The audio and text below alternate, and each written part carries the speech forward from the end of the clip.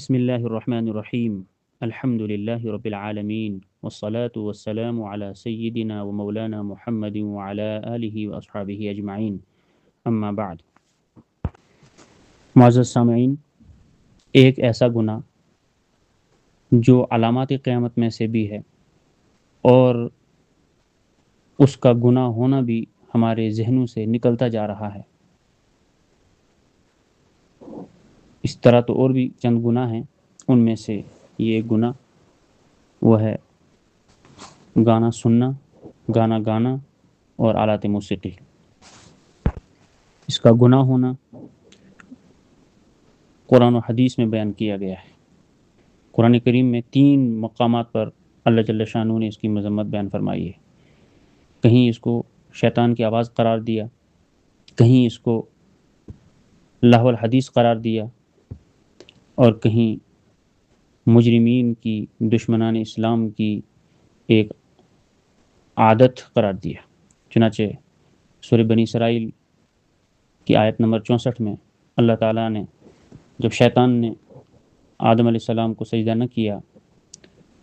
تو اللہ تعالیٰ کی بارگاہ سے شیطان جبران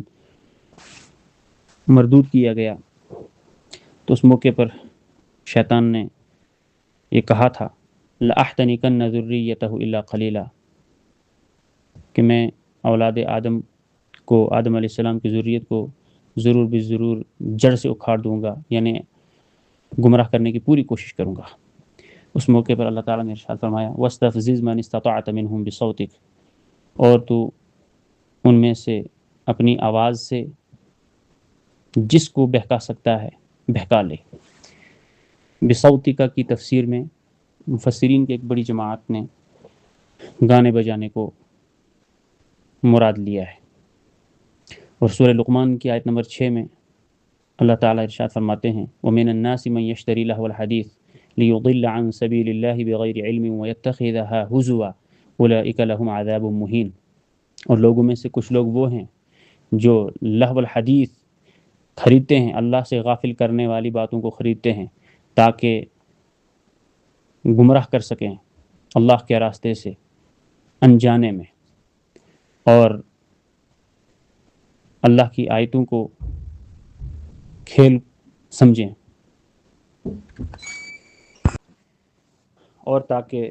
اللہ کی آیتوں کا مذاق اڑائیں۔ وَيَتَّخِذَهَا هُزُوًا، ایسے لوگوں کے لیے آگے وعید بیان فرمائی گئی اولئک لہم عذاب مہین، ذلت آمیز عذاب ایسے لوگوں کے لیے ہے۔ اور سورہ نجم کی آیت نمبر 61 میں بھی گانے کی مذمت بیان کی گئی، اس کو دشمنان اسلام کا عمل قرار دیا گیا۔ چنانچہ وہاں مضمون چلا آ رہا ہے افمن هذا الحدیث تعجبون وتضحکون ولا تبکون، کیا تمہیں نبی پاک علیہ الصلوۃ والسلام کی اس بات سے یا قرآن کریم کے مضامین سے تعجب ہوتا ہے اور تم مذاق اڑاتے، ہنستے ہو، روتے نہیں ہو؟ وانتم سامدون، اور تم گا رہے ہوتے ہو۔ تو گویا کہ گانا وَيَتَّخِذَهَا هُزُوًا أُولَئِكَ لَهُمْ عَذَابٌ مُهِينٌ، اور اللہ کی آیتوں کا مذاق اڑاتے ہیں، اور ایسے لوگوں کے لیے ذلت آمیز عذاب ہے۔ اور سورہ نجم میں اللہ تعالیٰ نے دشمنان اسلام کی صفت بیان فرمائی کہ وہ قرآن کریم کی آیات کا، نبی پاک علیہ السلام کی ہدایت کا مذاق اڑاتے تھے، اور اس کے قرآن کریم کے مقابلے میں گا رہے ہوتے تھے۔ اللہ تعالیٰ ارشاد فرماتے ہیں افمن هذا الحدیث تعجبون افمن هذا الحدیث تعجبون وتضحکون ولا تبکون وانتم سامدون۔ تو انتم سامدون کی تفسیر میں مفسرین نے مراد لیا ہے گانا، کہ وہ گا رہے ہوتے تھے تاکہ قرآن کریم نہ سنا جا سکے۔ اور اسی سلسلے میں ایک اہم بات عرض کرنی ہے کہ ایک غیر مسلم سنگر جو کہ اذان کی آواز سے بھی تکلیف محسوس کرتا تھا، اس کے سلسلے میں خبر گردش کر رہی ہے کہ وہ وادی کشمیر آ رہا ہے، اور گانے کی محفل یہاں سجانے کی خبریں بھی چل رہی ہیں۔ اس سلسلے میں لوگ ٹکٹ حاصل کر رہے ہیں، یہ خبریں بھی گردش کر رہی ہیں۔ اگر ایسا ہے تو ہم اس وعید کے دائرے میں آئیں گے جو سورہ لقمان کی آیت نمبر 6 میں بیان کی گئی، وَمِنَ النَّاسِ مَن يَشْتَرِي لَهْوَ الْحَدِيثِ۔ کچھ لوگ ہیں جو لہو الحدیث خریدتے ہیں، تو ہم بھی ٹکٹیں خرید کر کے اس زمرے میں کہیں نہ آ جائیں۔ اس لیے ایسی محفلوں سے ہمیں کلی اجتناب کرنا چاہیے، بچنا چاہیے، پرہیز کرنا چاہیے۔ لہٰذا سونو نگم جو نظر آ رہا ہے، ایک غیر مسلم جس کو ہماری اذان کی آواز بھی بری لگتی تھی، اگر ہم اس کی اس ناجائز محفل میں جس میں گانا بجانا ہوگا، جس میں جس گانے کے اور بجانے کے کام کو آپ علیہ الصلوۃ والسلام نے سختی سے منع فرمایا اور اس کی مذمت میں ارشاد فرمائی اور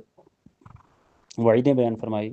تو اس محفل میں ہم اگر شریک ہوں تو پھر کس منہ سے ہم آپ علیہ الصلوۃ والسلام کی امتی اور آپ علیہ الصلوۃ والسلام سے محبت کا دعویٰ کریں گے؟ اس لیے تمام اس قسم کی محفلوں سے جو گانے بجانے کی ہیں ان سے بھی پرہیز کرنے کی ضرورت ہے۔ بالخصوص اس پروگرام میں شرکت کرنے سے بھی ہم پرہیز کریں، ہمارے ایمان کا تقاضا ہے۔ اور نہ صرف اس پروگرام میں بلکہ ہم گاڑیوں میں سفر کرتے ہیں تو ڈرائیور حضرات کو بھی ہم یہ کہیں کہ بھئی آپ گانا نہ لگاؤ، ایک تو گناہ خود کر رہا ہے، وہ خود سن رہا ہے اور دوسروں کو بھی سنا رہا ہے، تو ہمارا فرض بنتا ہے کہ ہم اس کو روکیں اس سے۔ تو جواب میں کبھی کبھی ڈرائیور حضرات کہتے ہیں کہ جی روح کی غذا، اس کے بھی ہم سفر ہی نہیں کر سکتے ہیں، تو ان کو جواب دینا چاہیے یہ روح کی غذا نہیں ہے، روح کی غذا تو ذکر اللہ اور تلاوت کلام اللہ ہے، یہ تو نفس خبیث نفس کی یہ غذا ہے۔ اور آج کل تو اس کو فن جمالیات کا اہم شعبہ قرار دیا گیا ہے، لیکن ہم مسلمان ہیں، ہم اپنے تمام کاموں کو، تمام خواہشات کو شریعت کے دائرے میں کریں گے تو ہی مومن ہیں۔ اگر خواہشات کو پورا کرنے کے لیے شریعت کو توڑ دیں گے تب بھی مجرم ہیں، شریعت کو مروڑ دیں گے تب بھی مجرم ہیں۔ شریعت کو توڑنا یہ ہے کہ ہم اتنی ممانعتیں سننے کے، وعیدیں سننے کے باوجود بھی ایسی محفلوں میں شرکت کریں یا اس کام میں پڑھیں، اور مروڑنا یہ ہے کہ ہم قرآن و حدیث میں جہاں اس کی مذمتیں بیان کی گئی ہے وہاں جو اکا دکا جو واقعات ہیں اور جن کے سلسلے میں بھی عرض کیا گیا کہ وہ اس دائرے میں نہیں آتی ہے، جیسے دف بجانا شادیوں کے موقع پر یا عید کے دن بچیوں کا وہ ترانہ پڑھنا، تو اس طریقے کے واقعات سے استدلال کر کے ان خبیث گانوں کے جواز کو لوگوں کو ان گندے گانوں، ان گانے کی گندی محفلوں کے جواز پر استدلال کرنا، اللہ تعالیٰ مجھے بھی اور تمام امت مسلمہ کو دین مقدم رکھنے کی توفیق عطا فرمائے، زندگی کی ہر سانس شریعت کے مطابق گزارنے کی توفیق عطا فرمائے، اور نفسانی خواہشات اور خلاف شریعت نفسانی خواہشات سے بچنے کی توفیق عطا فرمائے۔ وآخر دعوانا الحمدللہ۔